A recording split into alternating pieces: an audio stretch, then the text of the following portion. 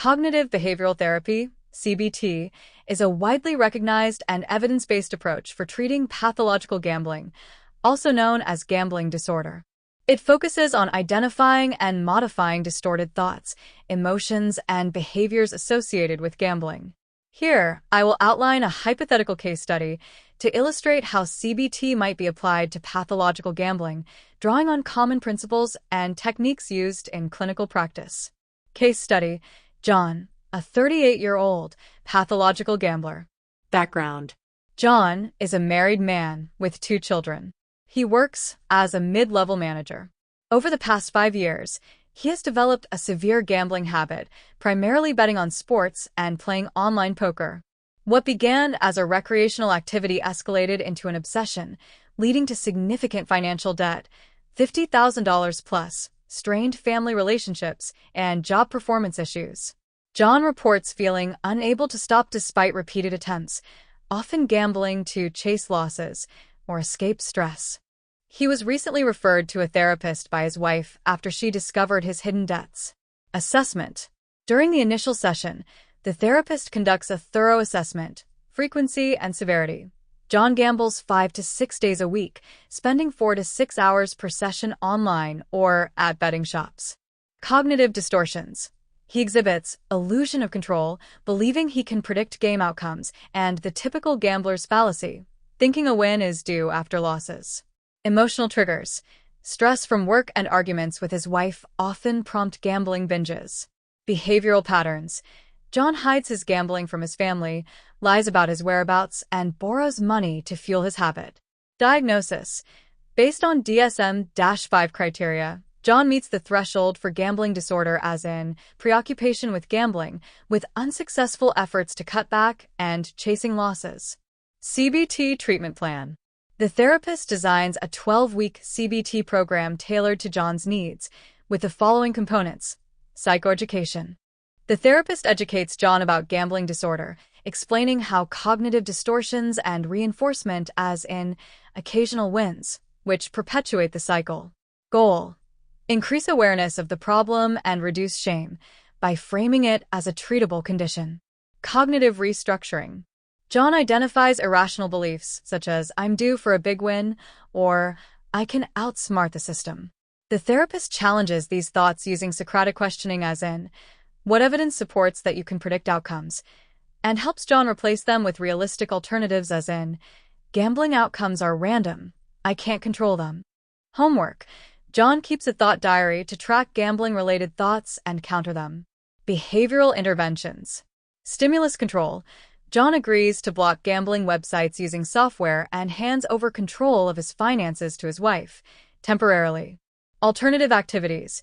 The therapist helps John rediscover hobbies like exercising with friends or taking a cooking class to replace gambling as a stress outlet.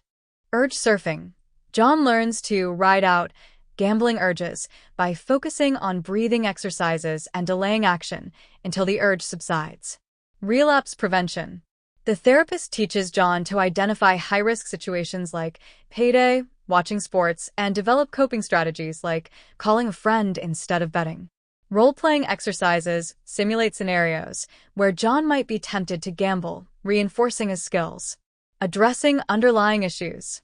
Through exploration, John realizes gambling is a maladaptive coping mechanism for work stress and marital tension. The therapist incorporates stress management techniques with examples like progressive muscle relaxation and encourages couples therapy to improve communication with his wife. Progress and outcomes. Weeks 1 to 4. John struggles with withdrawal symptoms, irritability, restlessness, but successfully reduces gambling to once a week.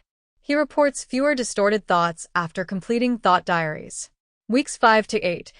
Gambling ceases entirely. John replaces evening gambling with family time and exercise. Financial planning with his wife begins to rebuild trust. Weeks 9 to 12. John maintains abstinence, though he experiences occasional urges during stressful events. He uses coping strategies effectively and feels more in control. Long-term follow-up. At a 6-month follow-up, John reports no gambling episodes. His debt is being managed through a repayment plan, and his family relationships have improved. He continues to monitor his thoughts and attends a support group for added accountability. Key CBT principles in this case. Thought-behavior link. Addressing John's distorted beliefs directly reduced his urge to gamble. Skill building. Practical tools as in urge surfing, stimulus control, empowered John to change his behavior. Holistic approach. Tackling emotional triggers and lifestyle factors ensured sustainable recovery. This case study reflects a typical CBT framework for pathological gambling, though real-world outcomes vary based on individual commitment, co-occurring conditions like depression, and support systems. Specific techniques can be developed by a cognitive behavioral therapist. They can adapt a case or expand on research supporting CBT's efficacy for a gambling disorder. As you will see in the case studies posted on this site, there are several options to dealing with a gambling issue. Many people reach out to cognitive behavioral therapists. A CBT can put you on a schedule to help you overcome the addictive nature. Some programs will follow up with encouragement to join Gamblers Anonymous. Do whatever it takes. It's worth it. I hope this helps. If not, please reach out to National Council on Problem Gambling at 1-800-GAMBLER or 1-800-426-2537 or 1-800-270-7117 or visit www.ncpgambling.org. Please feel free to share this video with the people you care about. Gambling can be fun if you can maintain control of it. Unfortunately, it is one of those fun things to do that can take over your life. While many gamblers never lose everything they own, there are those who have. Gambling addictions are extremely uncomfortable to deal with, even if you are not emptying your bank account. Note, some local churches host regular meetings for people with addictions. I highly recommend you do all of the above, or, at the very least, whatever it takes. Good luck.